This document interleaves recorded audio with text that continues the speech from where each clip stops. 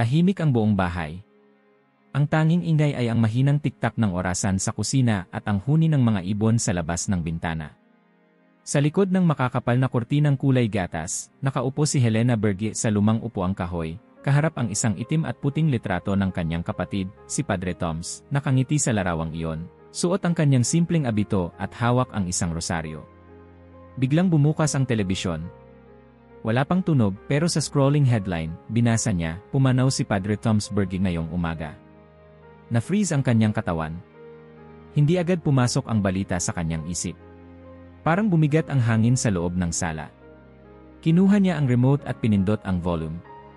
Matapos ang 38 araw ng pakikipaglaban sa komplikasyon mula sa pulmonya, pumanaw si Padre Toms sa edad na 89 sa isang ospital sa Europa. Ang kanyang katawan ay ilalapag sa Basilica de Santa Agatha bago ang opisyal na seremonya sa Roma. Tumayo si Helena, marahang tinakpan ang bibig. Hindi, bulong niya. Hindi pa. Dahan-dahan siyang lumapit sa mesa, kinuha ang isang kahon na yari sa kahoy mula sa estante. Binuksan niya ito.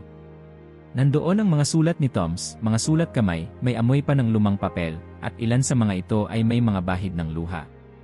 Binuksan niya ang isa, walang petsa, pero kabisado na niya ang bawat salita. Mahal kong Helena, huwag mong hayaang kunin ng mundo ang puso mo. Ang mga banal na lugar ay hindi laging nasa simbahan, minsan nasa tahanan natin o sa mga taong mahal natin. Magsindi ka ng kandila kung sakaling mawalan ka ng ilaw. Lagi akong nandito kahit malayo. Napapikit si Helena. Humawak sa dibdib. Tumindig ang balahibo niya. Kinabukasan, isang pulutong ng mga reporter ang nag-abang sa labas ng kanyang bakod. May bitbit na kamera, mikropono, mga tanong na bumabangga sa kanyang katahimikan. Senora Berge, totoo po bang hindi kayo dadalo sa libing? May alitan po ba kayo ni Padre Toms? Isa po ba itong uri ng protesta? Hindi siya lumabas. Pumihit siya palayo sa bintana, sinara ang kurtina, at inilock ang pinto. Ang mga tanong ay bumabangga sa labas ng kanyang mundo, pero hindi nila ito mabasag. Tumunog ang telepono. Galing sa embahada. Hindi niya sinagot. Tumunog ulit. Galing naman sa Internasyonal na Unyon ng Simbahan. Hindi rin niya sinagot. Ilang minuto ang lumipas, tumawag si Padre Lorenzo, dating kaibigan ni Toms. Helena, sabi ng boses sa kabilang linya, inaanyayahan ka ng simbahan na dumalo sa seremonya. Isang jet ang nakaantabay para sa iyo. Lahat ay inaasahan ang iyong pagdating.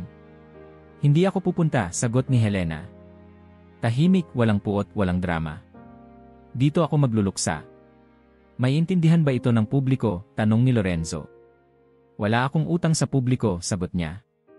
Ang utang ko ay sa aking kapatid. At bayad na yon. Nagkaroon ng katahimikan sa linya.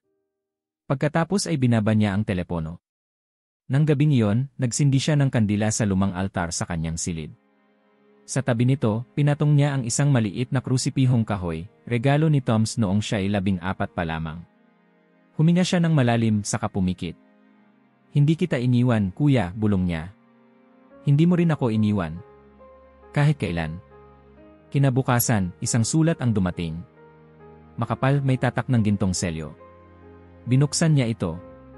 Laman nito ang opisyal na paanyaya, seremonya ng pagdadalamhati sa Roma, listahan ng mga dignitaryo, itineraryo, mga tagubilin sa seguridad, lahat. Nakalista ang pangalan niya katabi ng mga pinuno ng estado, hari, at mga kardinal. Wala siyang sinabi. Lumabas siya ng bahay at naglakad sa likod bahay, sa ilalim ng punong mangga na itinanim nila ni Toms noong sila'y mga bata pa. Hinaplos niya ang balat ng puno. Andun pa ang ukit na ginawa nilang dalawa, Y&A. Napangiti siya. Kaunti lang. Halos hindi halata. Sa kanyang isip, narinig niyang muli ang boses ng kanyang kapatid. Kapag dumating ang panahon, Helena, sabi nito sa kanya minsan, huwag mong hayaan ang sinuman na magsabi sa iyo kung paano ka magdalamhati. Ang paalam ay hindi para sa mundo, ito ay para sa puso. At ngayon, ito na nga. Dumating na ang panahon. At si Helena, tahimik, matatag, ay alam na ang kanyang gagawin.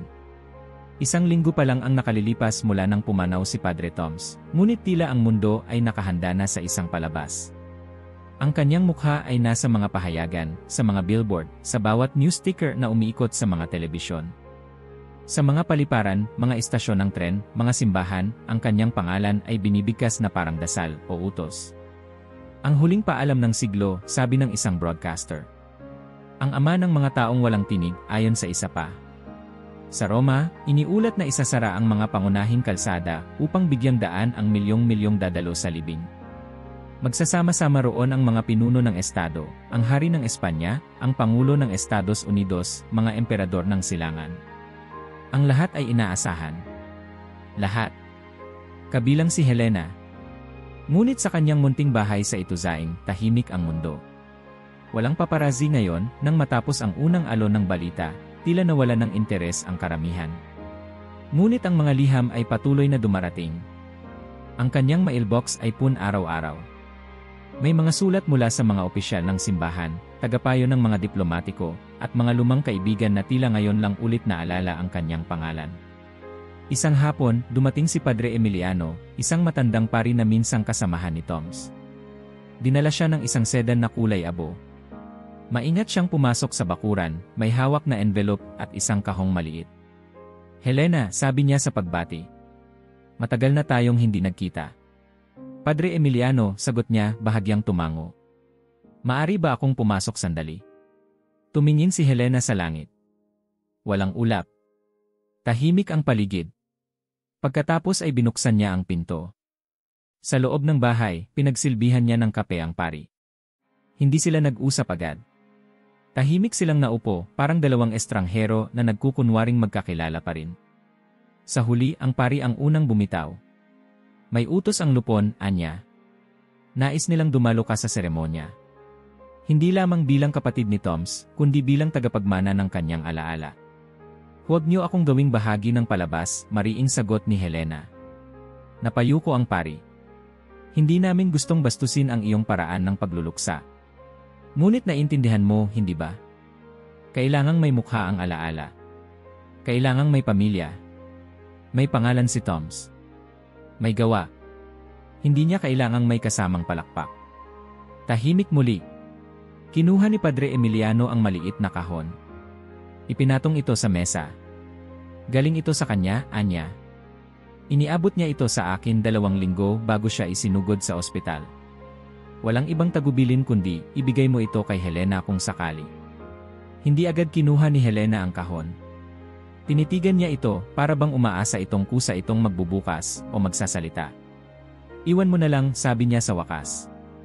Maraming salamat sa pagdalaw. Tumango ang pari, tumayo at naglakad palabas ng bahay. Bago pa ito makalabas ng bakuran, nagsalita si Helena, hindi para sa kanya, kundi para sa sarili. Hindi siya nawala dahil naging papa siya. Nawala siya dahil hinayaan nating kunin siya ng mundo. Sa mga susunod na araw, naging mas agresibo ang mga paanyaya. May email mula sa opisina ng Arsobispo ng Milan, may voice message mula sa personal secretary ni Padre Toms. Isang liham mula sa isang dignitaryong Pranses na nagsabing ang hindi pagdalo ay maaaring bigyang kahulugan ng masama. Ngunit hindi sumagot si Helena sa alinman. Sa halip, sinulat niya ang isang liham sa 3 talata lamang at ipinadala ito sa pamamagitan ng koreo. Sa lahat ng nagnanais na malaman kung darating ako, hindi. Sa lahat ng nagtataka kung bakit, hindi ko kailangang ipaliwanag. Sa lahat ng tunay na nagmamahal sa kapatid kong si Toms, pakinggan niyo ang kanyang katahimikan, hindi ang inyong ingay. Walang lagda. Isinulat lang sa likod, Berge. Sa gabi, nakaupo siya sa harap ng telebisyon. Pinanood niya ang paglalakad ng mga tao sa kahabaan ng Via Sacra. May hawak silang kandila, may mga placard ng mukha ni Toms. May isang matandang babae na naglalakad na nakayapak, umiiyak habang inaawit ang isang salmo.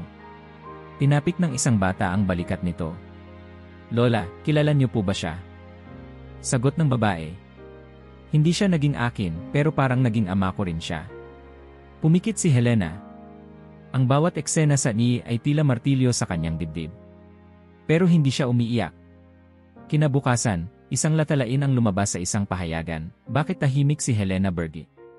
Isinulat ng isang kilalang kolumnista, malambing pero mapanghimasok ang tono. Pinapalutang ang posibilidad na baka nagkaroon sila ng hindi pagkakaunawaan. O baka raw pinili ni Helena ang hindi pagdalo bilang anyo ng protesta, isang hindi nakikitang pagbatikos sa mga patakaran ng simbahan na sinubukang baguhin ni Toms sa kanyang pamumuno. May sinipi pang news source mula sa loob ng Vatican, lagi silang nagkakaroon ng matinding diskusyon tuwing nagkikita. Napangisi si Helena nang mabasa ito. Diskusyon.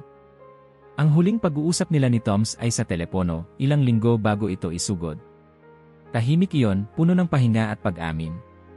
Kapag dumating na ang wakas, huwag kang sumama sa kanila para lang sa kanila. Kung magdadalamhati ka, gawin mo iyon sa lugar kung saan ako naging totoo. Isang gabi, habang nanonood siya ng coverage ng libing, may tinawag ang tagapag-ulat na eksena ng siglo. Ang mga sanga ng simbahan, magkakaibang relihiyon, mga pinuno ng mundo, lahat ay naroon. May tumanggap ng award sa ngalan ni Toms.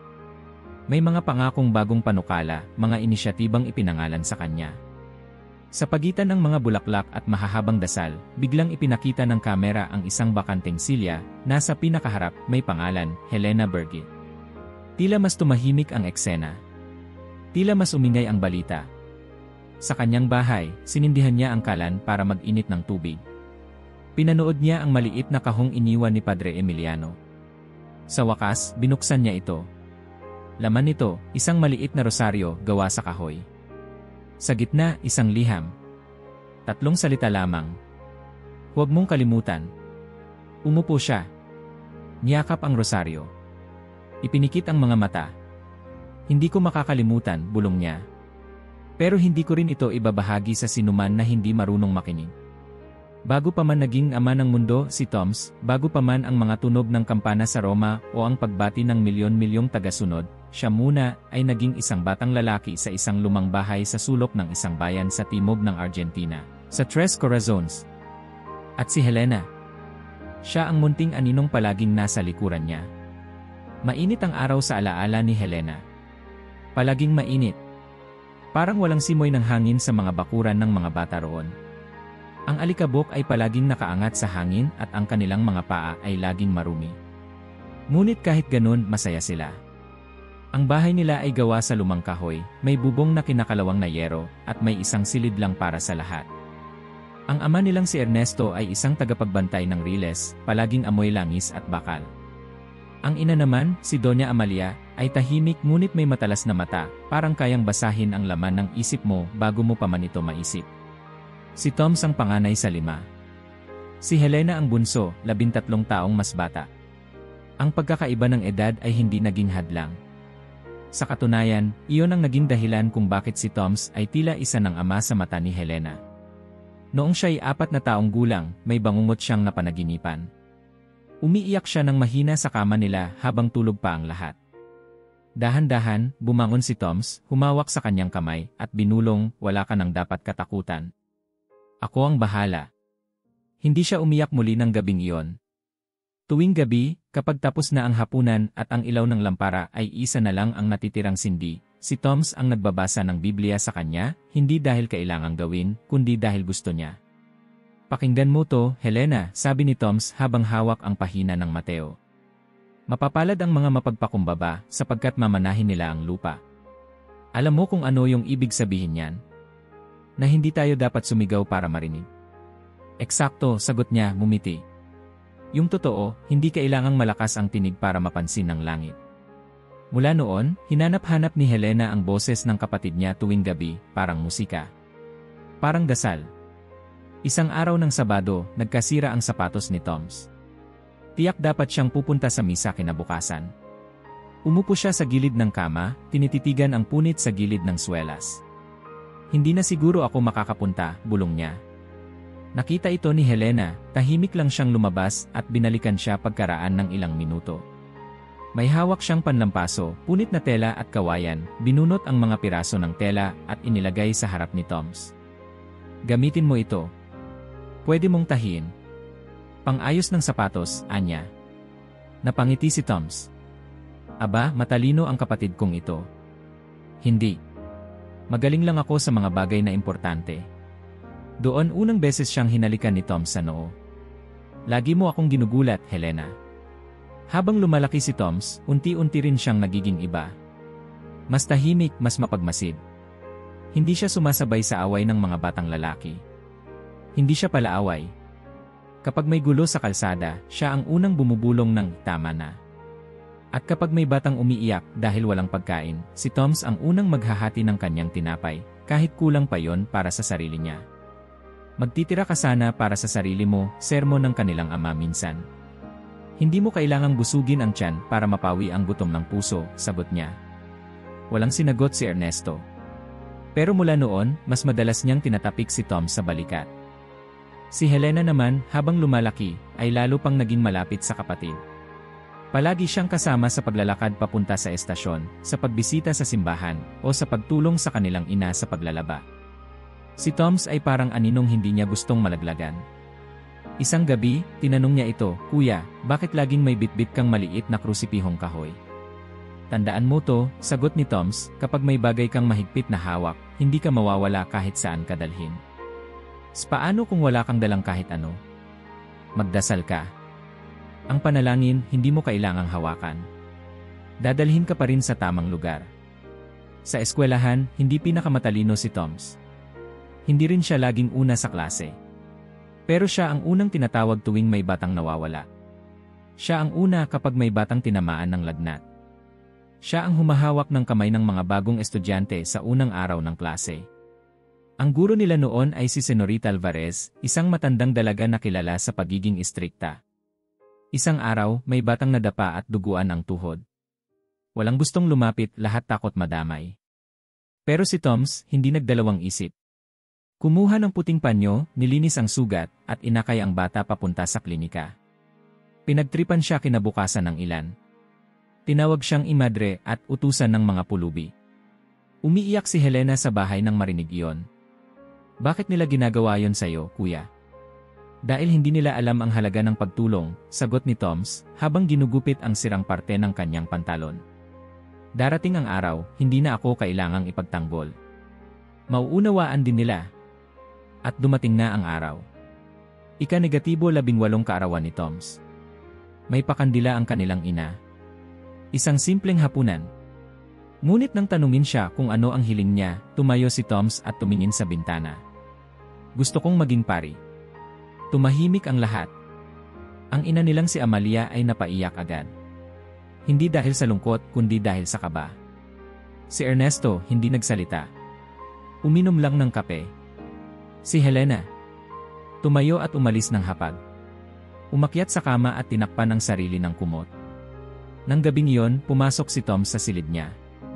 "Bakit ka nagtatago?" tanong niya. "Bakit mo kami iwan?" sagot ni Helena. Hindi kita iiwan, Hel. Hindi mo ako madadala sa kumbento, kuya." Tumawa si Toms.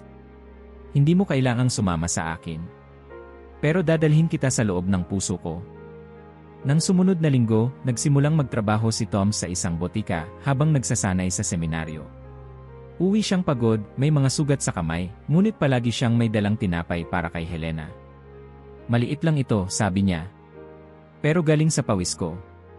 Hinati niya ang tinapay, iniabot ang kalahati. "Hindi mo ba ito kailangan?" tanong ni Helena.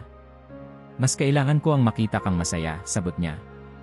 Ang huling gabi bago siya tuluyang umalis papunta sa lungsod para sa kanyang pagsasanay, dinala ni Tom si Helena sa kanilang likod bahay.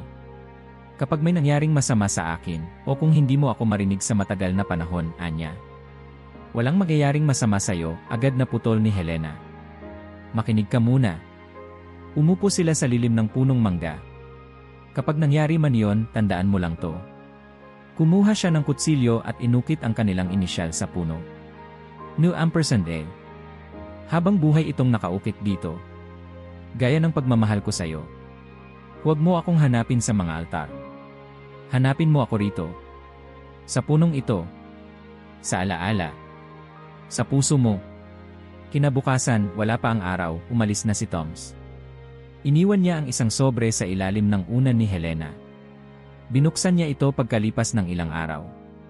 Nakasulat doon, "Kapag naramdaman mong mag-isa ka, hindi ka talaga nag-iisa. Nariyan ako sa pagitan ng dasal mo at ng liwanag ng araw." Ngayon, sa edad na 77, nakaupo si Helena sa harap ng parehong punong mangga. Hinaplos niya ang inukit na B&A. Hindi ka pa rin nawawala, kuya, bulong niya. At kahit kailan, hindi kita hahanapin sa altar ng mundo. Kasi andito ka pa rin kung saan mo sinabi. Araw ng linggo nang ihayag ni Toms ang kanyang desisyon. Mainit ang hangin at parang bumigat ang bubong ng bahay nila. Nakaupo silang 5 sa mahabang mesa, ang ama, si Ernesto, tahimik at nakayuko, ang inang si Amalia, may hawak na rosaryo sa isang kamay at kutsara sa kabila, si Helena, 9 na taong gulang, nakadikit sa kanyang kuya habang kumakain ng sopas na mais, at ang 2 pang nakatatandang kapatid, abala sa usapan tungkol sa trabaho at takdang aralin. Matapos ang dasal bago kumain, nagsalita si Toms.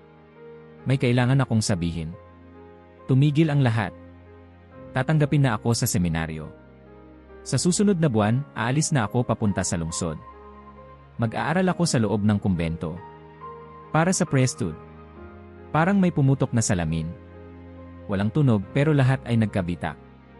Walang agad na nagsalita. Ang sopas ni Helena ay biglang hindi na masarap. Tiningnan niya ang kanyang ina. Nakapikit ito.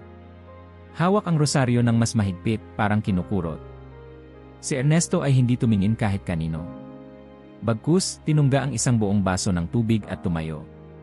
Lumakad ito palabas ng bahay, dahan-dahan, walang kahit anong salita. Kuya, bulong ni Helena, pilit ang boses. Helena, hinawakan ni Toms ang kanyang kamay, pero binawi ito ng bata. Totoo ba ito? Hindi ka na uwi? Hindi ganon yon. Hindi mo kami gusto. Umiling si Toms, ngunit si Helena ay tumakbo na papasok sa silid. Hindi siya nakita muli ng sinuman hanggang sa gabing iyon. Sa kwarto, nakayakap si Helena sa lumang unan ni Toms. Pinipigilan niyang umiyak pero hindi niya napigilan ang galit. Para sa isang bata, ang ganitong desisyon ay hindi banal, ito ay pagtataksil. Hindi niya alam kung ano ang ibokasyon. Ang alam lang niya, ang kanyang kuya, ang tanging tao sa mundong hindi siya iniwan kailanman, ay aalis. At hindi dahil kailangan, kundi dahil pinili niya. Kinabukasan, tahimik sa bahay. Si Amalia ay hindi halos kumain. Si Ernesto ay mas naging malayo, palaging nasa trabaho, at kapag umuwi ay diretsyo tulog. Walang usapan. Walang paliwanag. Isang linggo bago ang pag-alis, sinubukan ni Toms kausapin si Helena sa hardin. Naiintindihan ko kung galit ka, sabi niya. Hindi ako galit, sagot niya, ngunit hindi siya tumitingin. Alam kong mahirap. Pero alam mo ba kung gaano ko pinagdasal to? Hindi mo ba kami naisip? Naisip ko kayo araw-araw. Pero mas mahalaga siya kaysa sa amin, sabi ni Helena, tinutukoy ang Diyos ng may bahid ng tampo. Napatingin si Toms. Lumuhod siya sa harapan ng kapatid. Helena, hindi ito tungkol sa pag-iwan. Ito ay tungkol sa pagtanggap. May tinig na tumatawag sa akin. At kung hindi ko siya sundin, paano ko pa matuturuan ng iba kung paano makinig sa sarili nilang puso? Tumahimik si Helena. Wala siyang maisagot. Pero hindi siya lumapit. Dumating ang araw ng pag-alis. 2 bag lang ang dala ni Toms, isang lumang maleta at isang sako ng mga libro. Magsisimula siya bilang lay brother sa isang seminaryo sa Cordova. Walang sigurado. Walang seguridad. Ngunit sa kanyang mga mata, may liwanag na hindi pa nakikita ni Helena kailanman. Hindi pa huli ang lahat, sabi ng kanilang ama habang nasa pintuan. Maari kang bumalik kung gusto mo. Ngumiti si Toms. Kapag naramdaman kong mali ito, babalik ako. Pero ngayon, ito ang tama. Wala ka na bang takot? Meron. Pero mas malakas ang paniniwala ko. Hinatid siya ni Amalia sa estasyon. Si Ernesto ay naiwan sa bahay. Si Helena nagkulong sa kwarto. Ngunit nang makaalis na ang tren, doon siya umiyak. Hindi sa harap ng pamilya, kundi mag-isa sa ilalim ng kanilang mesa, kung saan dati sila nagtatago ni Toms tuwing may lindol. Makalipas ang 1 buwan, dumating ang unang sulat. Mula kay Toms.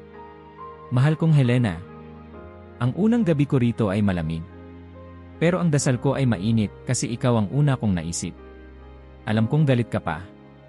Pero isang araw, baka matutunan mong patawarin ako. Baka makita mo na ang pag-alis ay hindi pagkakalimot, kundi pag-asang mas marami akong matutulungan. Sa ngayon, hawakan mo ang rosaryo. Hindi ka mawawala. Kuya Toms. Inilagay ni Helena ang liham sa ilalim ng kanyang unan. Hindi pa rin siya sumagot. Pagkalipas ng ilang linggo, may panibagong liham. Paulit-ulit. Linggo-linggo. Minsan, may kasamang pressed flower mula sa seminaryo. Minsan, larawan ng isang chapel na siya raw mismo ang tumulong pinturahan. Sa bawat liham, isang linya lang ang palaging nandoon. Hindi kita nakalimutan. Pagkaraan ng 2 taon, si Toms ay naging ganap na seminarista. Tumanggap ng bagong pangalan sa kanyang order. Naging mas seryoso ang tono ng kanyang mga liham, pero hindi nawala ang lambing. Helena, ngayong gabi, pinayagan akong magsindi ng kandila sa kapilya. Pinagdasal kita. Hindi ko alam kung naaalala mo pa ang punong mangga. Pero sa tuwing naiisip ko yon, parang naririnig ko pa ring tumatawa ka. Kung saan man ako dalhin ng landas, sigurado akong dala kita. Bawat sulat ay isang piraso ng buhay na hindi na nila ibinabahagi ng pisikal. Sa halip, ang papel ang naging tulay nila. Minsan, nagpadala si Toms ng sulat na mahigit 5 pahina. Tungkol sa isang binatang ulila na natulungan niyang makapagbagong buhay. Pinatuloy ko siya sa seminaryo. Tinuruan ko siyang magsulat. Wala siyang pamilya. Pero nung binigyan ko siya ng tinapay, umiyak siya. Hel, naalala ko ikaw. Yung unang beses mong hatiin ang pandesal mo para sa akin. Akala ko, ako lang ang nagbibigay. Pero hindi pala. Lahat tayo pwedeng maging simbahan. Taon ang lumipas. Si Helena ay naging dalaga. Tumigil sa pag-aaral, tumulong sa kanilang ina sa pagtitinda ng tela. Tuwing gabi, binabasa niya ulit ang mga liham ni Toms. Hindi niya sinasagot ang mga ito, ngunit isa-isa niyang iniingatan. Ginupit niya ang ilang quote at inilagay sa pader ng kanyang kwarto. Isang araw, nagpadala si Toms ng sulat na may larawan niya sa harap ng isang maliit na kapilya. Sa likod ng larawan, kung sakali mang hindi na ako makauwi, tandaan mo, ito ang buhay na pinili ko. Hindi ko ito pinagsisisihan. Ngunit ang hindi ko lang kayang tanggapin ay kung mawawala ka sa akin dahil dito. At dumating na ang balita. Isa si Toms sa napiling ipadala sa bansang naghihirap sa gitna ng krisis. Mula sa pagiging seminarista, siya ay naging missionary priest. Naglakbay siya sa mga lugar na walang kuryente, walang tubig, walang simbahan, dala lang ay ang kanyang rosaryo, dasal, at maleta. Naging balita siya sa ilang lokal na dyaryo. Hindi dahil sa pangalan niya, kundi sa mga nagawa niya, isang ospital na itinayo, isang komunidad na binigyan ng pagkain, isang paaralan para sa mga batang walang pangalan sa talaan. Ngunit sa lahat ng ito, hindi siya kailanman tumigil sa pagsulat kay Helena. At sa huli, isang liham ang nagbago ng lahat. Mahal kong kapatid, kailan mo akong patatawarin? Hindi ako naging perpekto. Pero sana, maramdaman mong hindi ko kailanman sinadyang saktan ka. Sa bawat hakbang ko, dala ko ang alaala mo. Sana balang araw, hindi mo lang ako alalahanin bilang kapatid na umalis. Kundi bilang taong, sa kabila ng lahat, piniling maglingkod sa paraang alam niya. Hindi ko ito nagawa para sa Diyos lang. Ginawa ko ito para sa iyo rin. Sa edad na 27, si Helena ay muling nagsulat ng unang liham niya matapos ang 16 na taon. Kuya Toms, ngayon ko lang naintindihan. Salamat sa hindi pagsuko. Salamat sa mga liham. At salamat sa pagmamahal mo na kahit hindi ko tinanggap noon, ay patuloy mong ibinibigay. Humihingi ako ng tawad sa mahabang katahimikan. Pero ngayong gabi, habang binabasa ko ang huling sulat mo, naramdaman kong hindi pa huli ang lahat. Ngayon, nakaupo si Helena sa lumang mesa, may hawak na sobre. Sa loob nito, ang pinakahuling liham ni Toms bago siya pumanaw. Isang mensahe ng kapatawaran at pag-asa. Alam kong darating ang araw na babasahin mo ito. Kapag dumating ang araw na yon, sana'y magkasundo na muli ang puso natin. Tumulo ang luha ni Helena. Inilapit niya ang liham sa dibdib. Mahal din kita, kuya. Kahit kailan, hindi rin kita nakalimutan. Isang gabi ng Marso, may kumatok sa pinto ni Helena. Hindi siya sanay sa bisita tuwing ganoong oras. Nasa ika-64 na taon na siya noon, tahimik na naninirahan sa parehong bahay sa Ituzaing, malayo sa ingay ng syudad. May hawak siyang tasa ng tsaa at nakaupo sa lumang silya sa sala, nang muling kumatok, mas malakas, mas marahas. Binuksan niya ang pinto. 3 lalaki, naka-jacket na may logo ng istasyon sa dibdib, may hawak na mikropono at kamera. Ang isa, ngumiti na parang lumang kaibigan. Senora Helena Berge. Tumango siya, malamig. Balita niyo na po siguro. Ang inyong kapatid, si Padre Toms, ay inihalal bilang Pangulo ng Kataas-Taasang Konseho ngayong hapon. Isa itong makasaysayang araw. Pwede po ba kayong makapanayam? Tahimik si Helena. Hindi dahil sa gulat, kundi dahil alam na niyang darating ito. Sa likod ng mga mata niya ay hindi sorpresa, kundi kumpirmasyon. Wala akong komento, sagot niya, sabay sara ng pinto. Sa loob ng bahay, ibinaba niya ang tasa ng tsaa. Ang balita ay umuugong na rin sa radyo, ang unang leader mula sa Timog Amerika. Kilala sa kanyang kababaang loob, malasakit sa mahihirap, at bukas na pananaw. Isa sa pinakamababaing taong naging pinuno ng konseho. Pinatay ni Helena ang radyo. Lumapit siya sa estante at kinuha ang isang larawan, si Toms, nakasuot pa ng puting kamiseta at pantalon sa araw ng kanilang huling paglalakad sa palengke. May hawak siyang supot ng tinapay at nakaakbay sa kanyang nakababatang kapatid. Kuya, ibang-iba na ang mundo na tinatapakan mo ngayon. Simula nang ianunsyo ang bagong posisyon ni Toms, araw-araw nang may sumusubok kumontak kay Helena. May mga sulat, tawag, email at minsan, mismong mga reporter na sumusulpot sa bakuran. Ang iba ay may dalang regalo. Ang iba ay may tanong lang daw. Lahat ay may isang layunin, kunin ang kwento ng babae sa likod ng lalaki. Ngunit sa kabila ng lahat ng ito, tumahimik si Helena. Tulad ng dati. Hindi siya sumagot. Hindi siya lumabas. Sa halip, tinutok niya ang kanyang panahon sa hardin. Sa mga halaman. Sa pagtahi. At sa pagbabasa muli ng mga lumang sulat ni Toms, lalo na yung mga sinulat bago pa siya kilalanin ng buong mundo. Isang gabi, tumawag ang kaibigan niyang si Luca. Napanood mo ba? Nagsalita si Toms sa harap ng mga delegado. Pinag-usapan ang krisis sa mga bansang walang pagkain. Ipinagtanggol niya ang mga naiwang sektor. Halos umiyak ang mga tao. Sagot ni Helena. Napanood ko. Anong naramdaman mo? Matagal bago siya sumagot.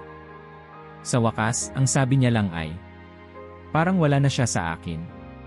Simula nang umakyat si Tom sa posisyong iyon, nabalot na ang kanyang buhay ng protokol, kamera, at ceremonial robe. Ang dating simpleng krusipihong kahoy ay pinalitan ng gintong insignia. Ang mga sulat niya kay Helena ay hindi na buwan-buwan. Ngayon, tuwing Kapaskuhan na lang. At kahit doon, hindi na ang dating boses ang kanyang naririnig. Mahal kong Helena, alam kong mahirap para sa iyo ang ganitong distansya.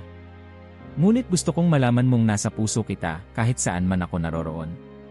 Humihingi ako ng tawad kung bihira na akong sumulat. Napakarami kong ginagampanan. Ngunit ang pagmamahal ay hindi nasusukat sa dami ng salita, kundi sa lalim ng alaala. Kuya Toms. Binasa ni Helena ang sulat na yon ng paulit-ulit, ngunit hindi niya maramdaman ang dating init. Alam niyang may katotohanan sa bawat linya. Ngunit alam din niyang hindi na iyon ang parehong taong minsang humati ng tinapay sa kanya sa ilalim ng punong mangga.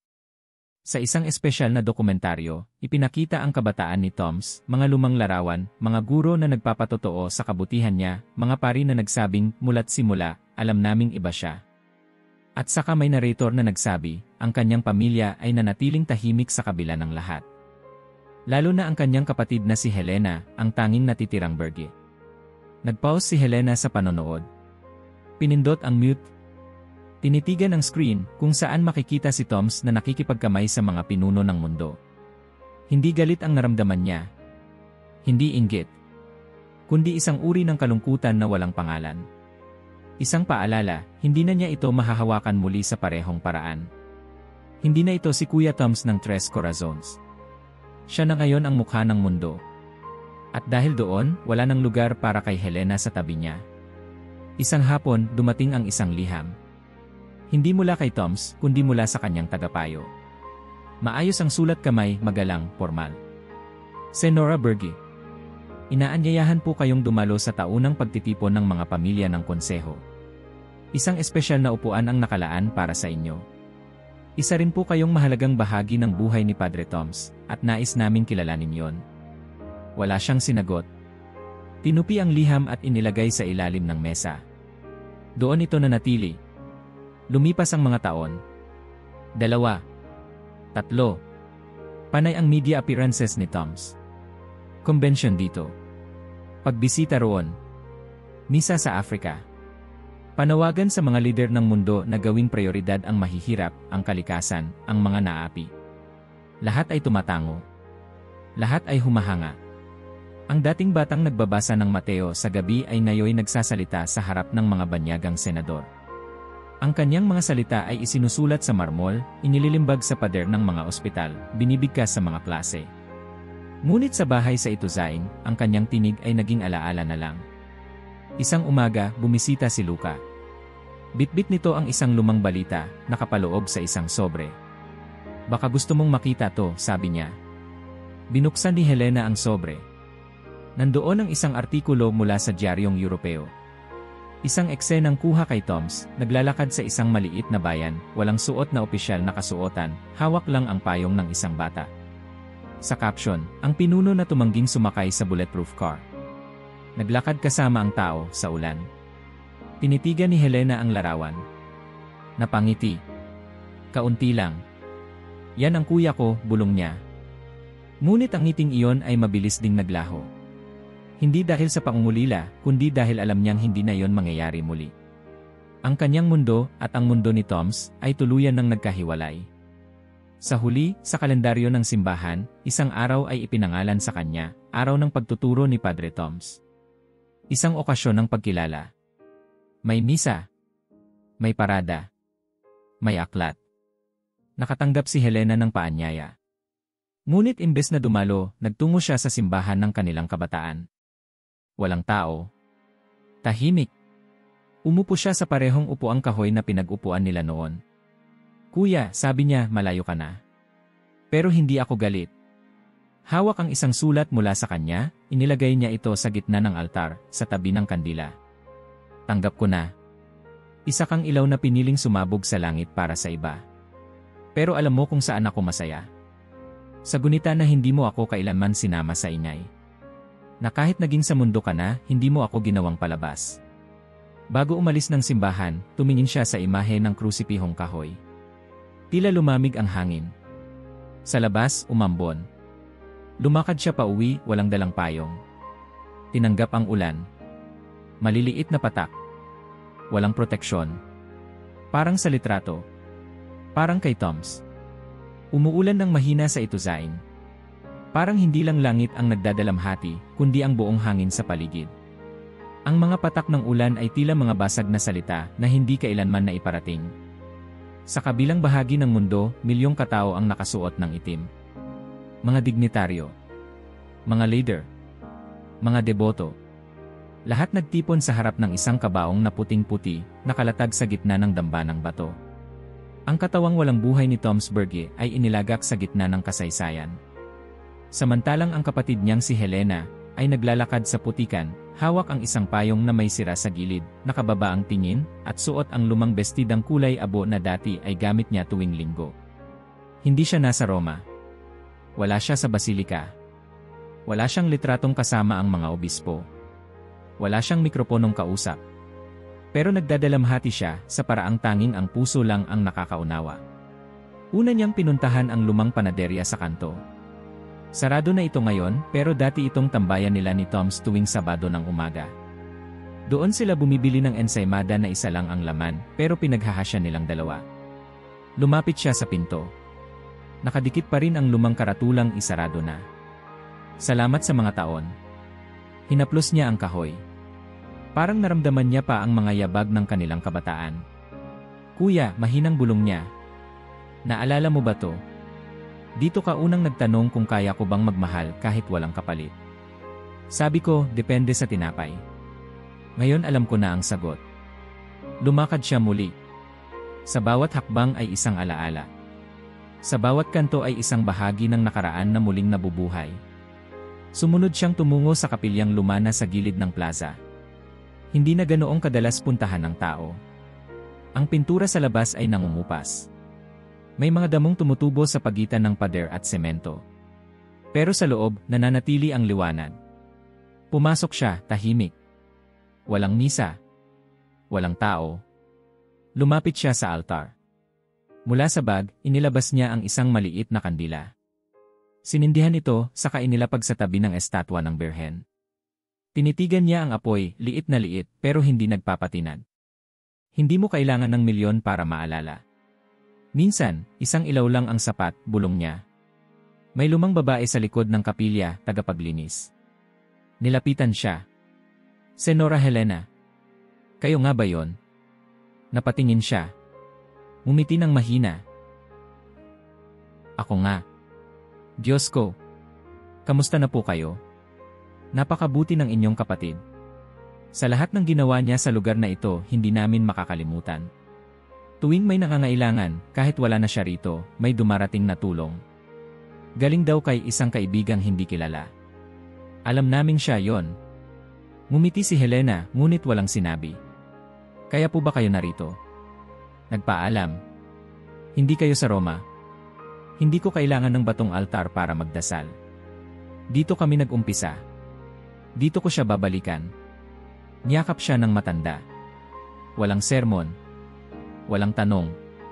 Isang yakap lang. Sapat na. Umalis siya sa kapilya bandang tanghali. Habang naglalakad, nadaanan niya ang dating eskwelahan nila ni Toms.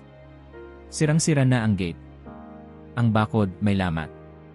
Ngunit may isang batang lalaki sa labas, nakaupo sa semento, naglalaro ng goma. Anong pangalan mo? Tanong ni Helena. Lazaro po. Mag-isa ka? Opo. Hintay ko lang po yung kapatid ko. Pupunta raw kami sa simbahan mamaya. May kandila kami para kay Toms. Yung malaking pari raw na taga rito.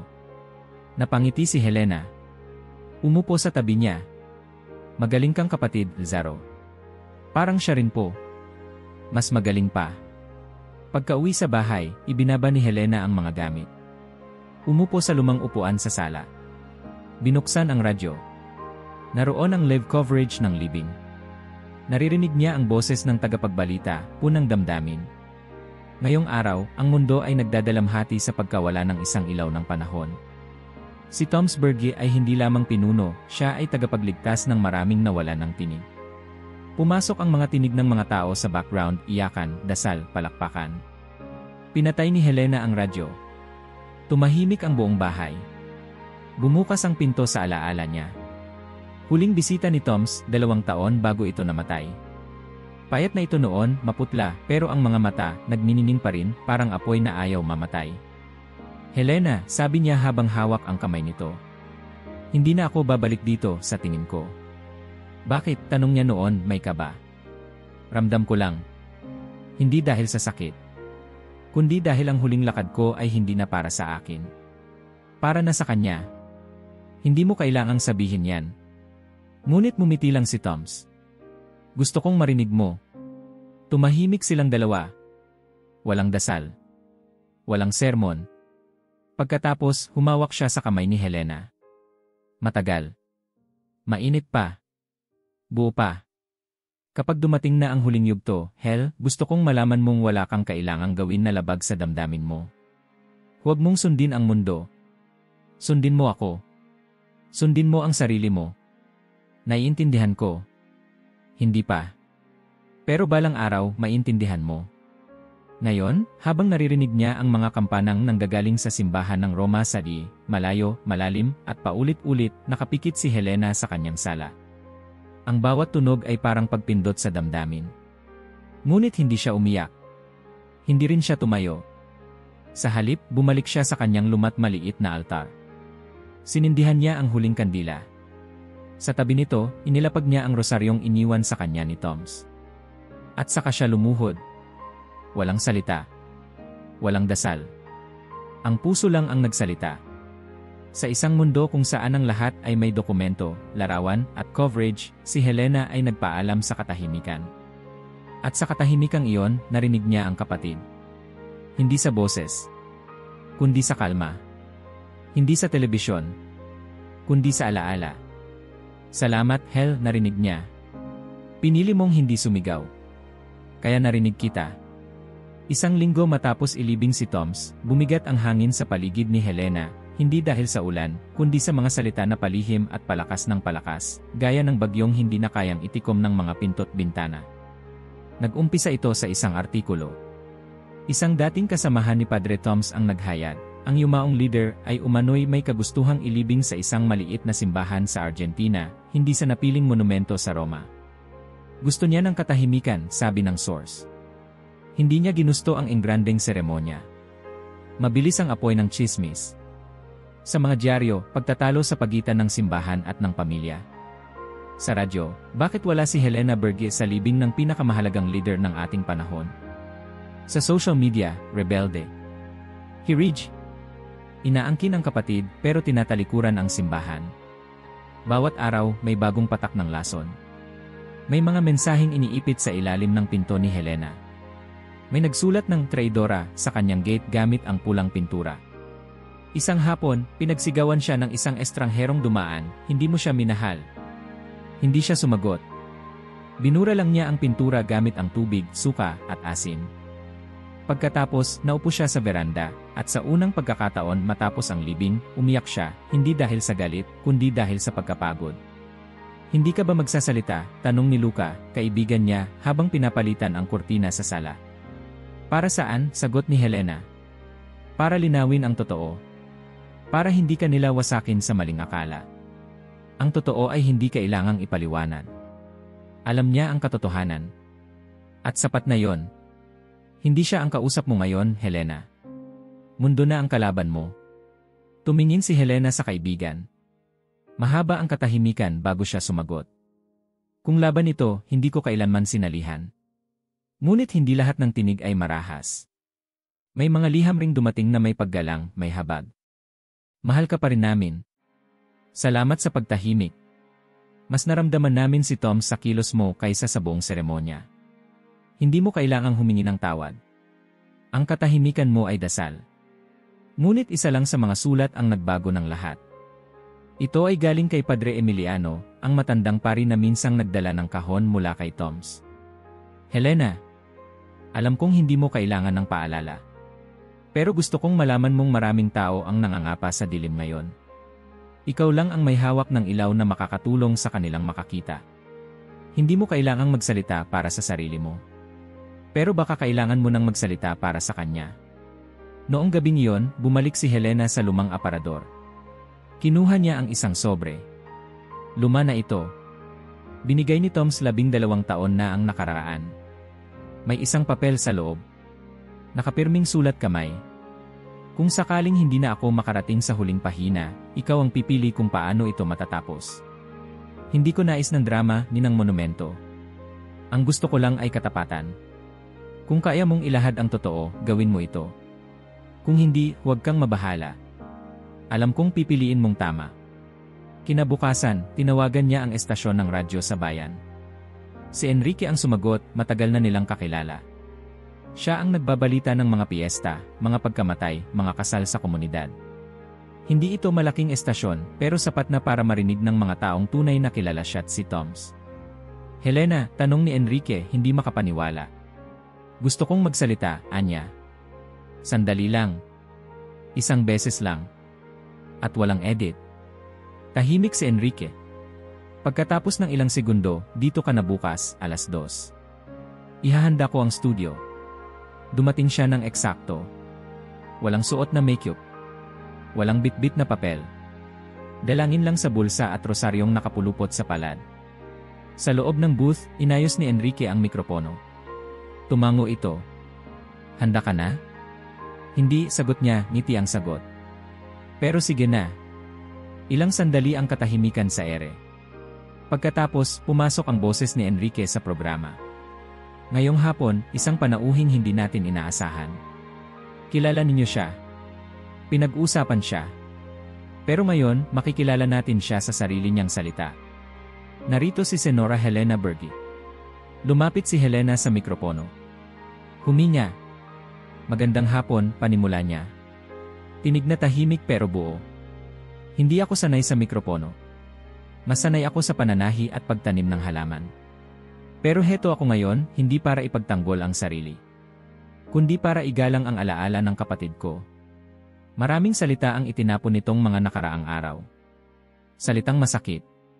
Salitang hindi totoo. Pero ang pinakamasakit ay yung mga salitang nililikha ng mga taong hindi kailanman nakasama si Toms habang siya ay buhay. Huminga siyang muli. Pinikit ang mata. Si Toms ay hindi hari. Hindi santo. Hindi rin Diyos. Isa siyang lalaking marunong tumawa sa maliit na bagay, marunong tumanggap ng pagkatalo, marunong lumuhod sa harap ng bata o matanda. Ayaw niya ng engrandeng papuri. Lalo na sa kamatayan. Tinanong niya ako minsan, kapag wala na ako, anong gagawin mo? Sagot ko, magluluksa. Tanong niya ulit, paano? Sagot ko, kung saan mo ako iniwan. Kaya hindi ako pumunta sa Roma. Kasi hindi niya ako iniwan sa Roma. Iniwan niya ako rito, sa ating lugar, sa ating mga kalye, sa ating mga panalangin. Hindi ko kailangang ipakita sa kamera ang pagmamahal ko sa kanya. Hindi ko kailangang suotin ang itim para maniwala kayong nagdadalamhati ako. Ang totoo, hindi niya rin yon kailanman inasam. Minsan, mahalagang ipaalala, ang katahimikan ay hindi kahinaan. Ito ay desisyong sagrado. At ito ang pinili kong paraan ng pag-ibig. Muling katahimikan. Tapos ay nagbitaw siya ng huling linya. Hindi ko sinusubukang kumbinsihin kayo. Wala akong kailangang patunayan.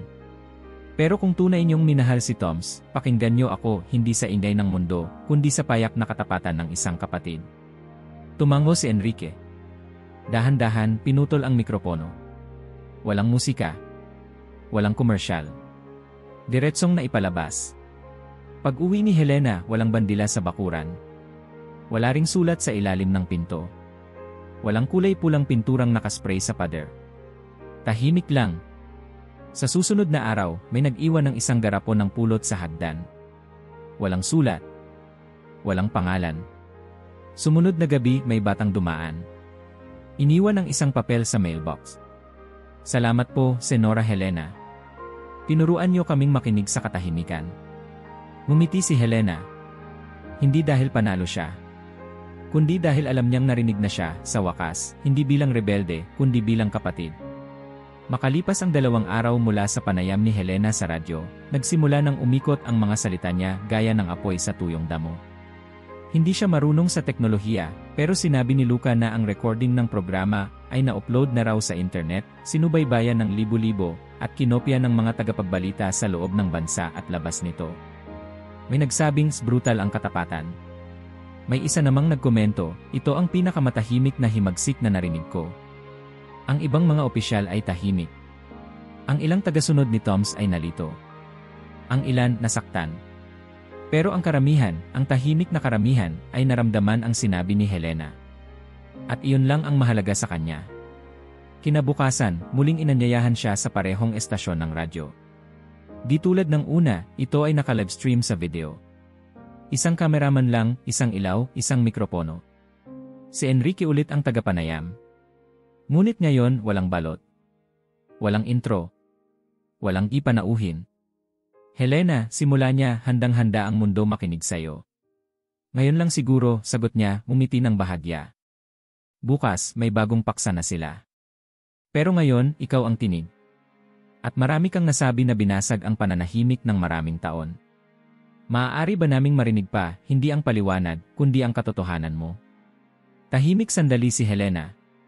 Tumingin siya sa kamera.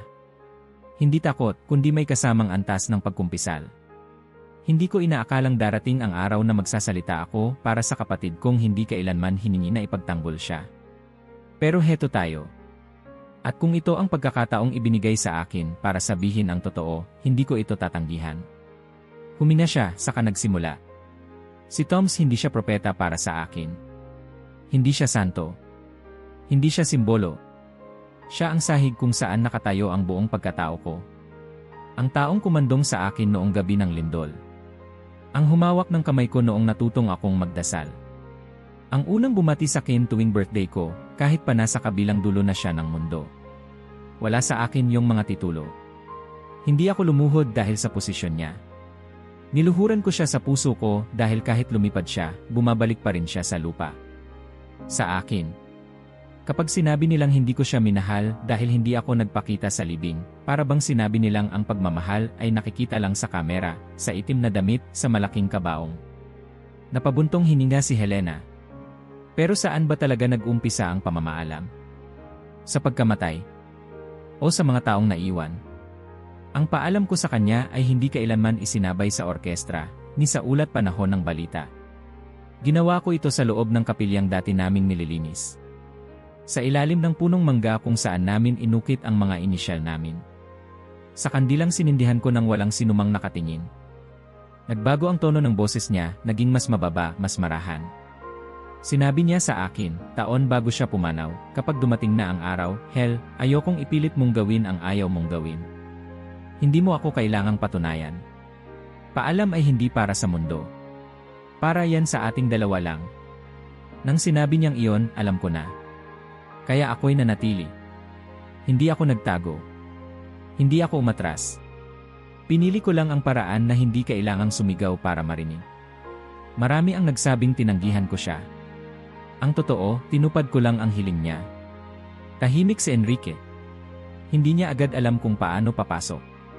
Sa wakas, bumulong siya, ngunit Helena, maraming tao ang nasaktan sa desisyon mong hindi sumama sa publiko.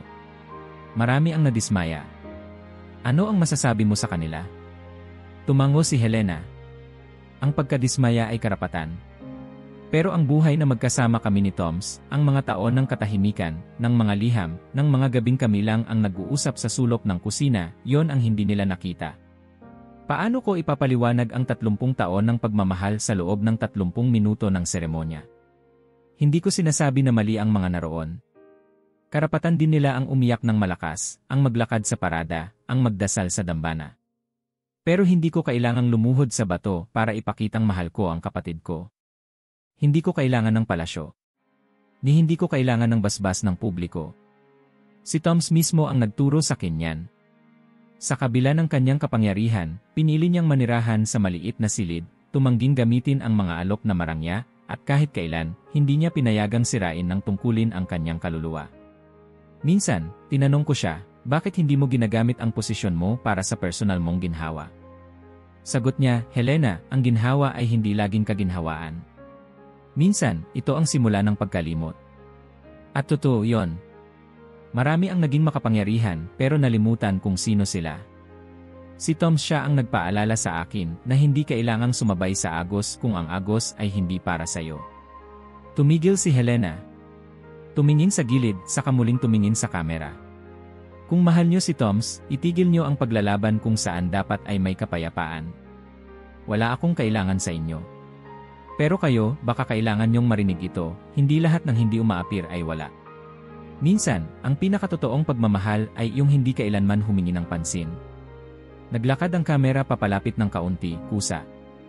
Hindi scripted, pero parang hininga ng sandali. Hindi ako narito para kontrahin ang mundo. Narito ako dahil may isang taong mahal ko, at ito ang paraan kong sabihin, Kuya, hindi kita ipinagkaila. Pinili lang kitang mahalin sa paraang ikaw ang unang nagturo sa akin. Pagkatapos ng panayam, wala siyang sinabi kay Enrique.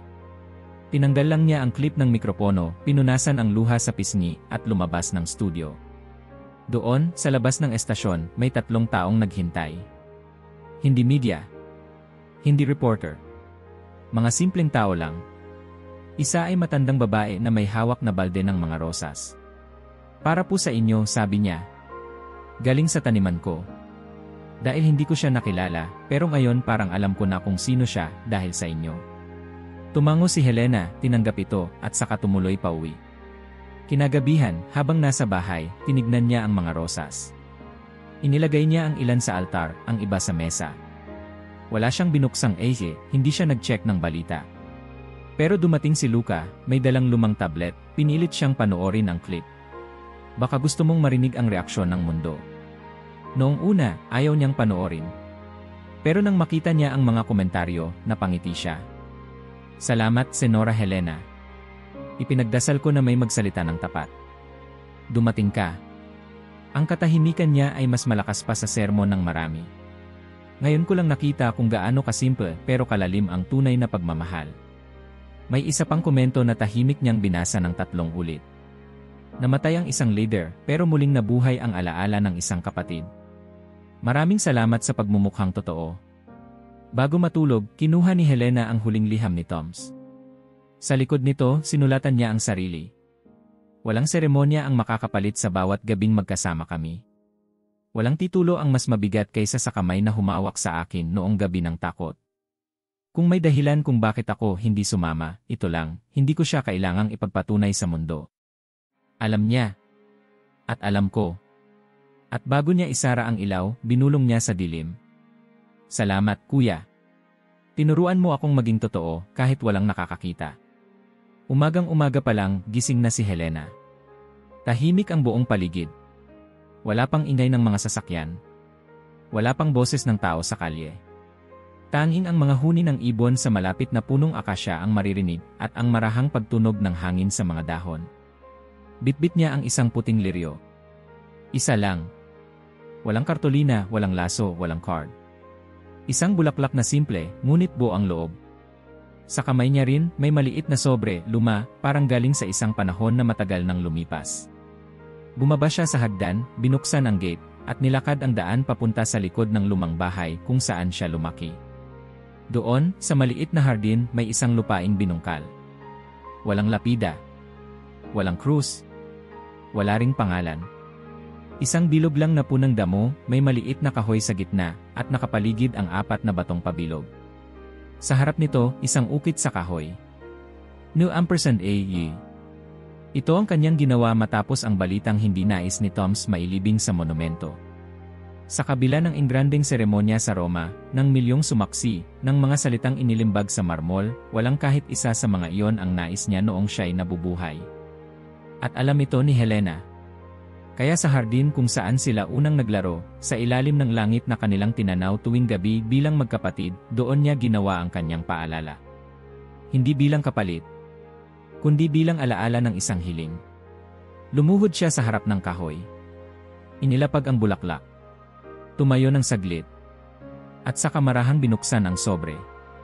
Mula sa loob, lumabas ang isang lumang papel. Sulat ni Toms, 14 na taon na ang nakalipas. Binasa niya ito ng malakas.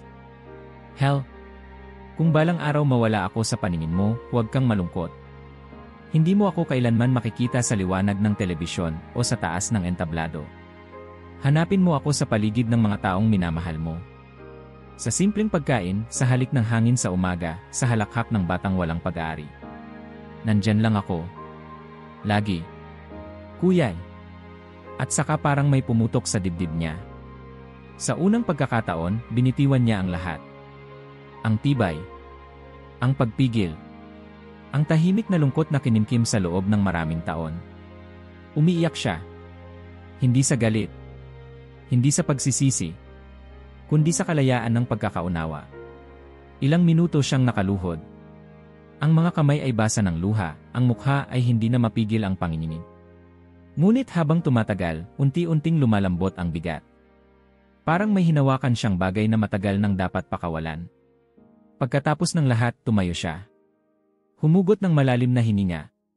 Kinuha mula sa bulsa ang isang maliit na papel at isang lumang lapis. Umupo siya sa tabi ng kahoy. Sumulat. Hindi mahaba. Hindi sermon. Hindi pangmadla. Isang liham. Kuya, salamat sa pag-iwan mo sa akin ng daan. Salamat sa hindi mo pagputol ng tulay. Kung hindi dahil sa katapatan mo, sa sulat mo, sa katahimikan mo, sa matyaga mong pagmamahal, baka wala na ako sa mundong ito. Hindi pisikal, pero sa loob. Nalito ako noon. Nagtampo. Natakot. Akala ko iniwan mo ako. Pero ikaw pala ang nagturo kung paano manindigan kahit nag-iisa. Ikaw ang unang nagsabi sa akin na may lakas sa pagiging payak. At totoo yon. Kaya ito ako, payak pa rin. Pero ginawa ko ang lahat ayon sa puso ko. At alam kong masaya ka roon. Hindi ko kailangang ipaliwanag pa sa'yo kasi alam kong naintindihan mo. Ngayon, tahimik na ang mundo. Pero sa loob ko, maingay pa rin ang alaala natin. At hindi ko yon papalitan kailanman. Paalam, pero hindi pa mamaalam. Dahil sa mga pag-ugali ko, sa pananamit ko, sa simpleng panalangin ko tuwing gabi, doon kita dala. Doon ka buhay. Helena. Inilagay niya ang liham sa ilalim ng kahoy. Tinabunan ng kaunting lupa at saka tumalikod. Hindi siya tumingin muli. Hindi dahil ayaw niya. kundi dahil alam niyang hindi niya kailangang tumingin para malaman na naroon pa rin ito. Sa mga susunod na araw, maraming nagpadala ng tanong kung bakit siya hindi nagsalita muli. Wala nang follow-up na panayam. Wala nang artikulo. Tumigil na ang mundo. At si Helena bumalik sa kanyang hardin. Sa kanyang pananahi. Sa pag-aalaga ng mga halaman. Sa pagtuturo ng rosaryo sa mga batang kapitbahay. May bagong batang lumapit sa kanya isang araw. Si Elzaro, ang dating batang nakilala niya sa labas ng lumang eskwelahan. Tita Helena, totoo po bang may lihim na sulat kayo ng kapatid niyo? Umiti siya. Wala nang lihim. Lahat ng mahalaga nandoon lang sa puso. Tuwing gabi, sinisindihan niya ang kandila sa altar. Hindi para humingi ng tulong. Hindi para magpakita ng pananampalataya sa iba. Kundi para ipaalala sa sarili, may mga liwanag na hindi kailangang makita para madama. Dahil si Toms, sa huli, ay hindi kailanman nawala. Ang kanyang presensya ay hindi kinahon ng kabaong o ng pangalan sa mga dokumento. Siya ay naroroon sa pagtahimik ni Helena habang nagsusulat. Sa halakhak niya habang tinuturuan ng isang bata. Sa paghuhugas niya ng bigas sa umaga. Sa bawat simpleng salamat at kumusta na hindi kailanman kailangang ipagsigawan. Ang mundo ay tumitingin sa itaas para sa sagot. Si Helena natutong tumingin sa paligid. At sa pagtapos ng bawat araw, hindi siya natutulog na nag-iisa. Dahil ang alaala ni Toms, hindi alaala lang. Ito ay isang presensyang buhay. At iyon, ang pinakamatibay na paalam, ang hindi kailangang matapos. Mag-subscribe sa channel na ito, sama-sama nating panatilihing buhay ang diwa ng pakikiramay, kababaang loob, at katapangan na napakaganda ng katawan ni Francis. Naway sumainyo lagi ang kapayapaan.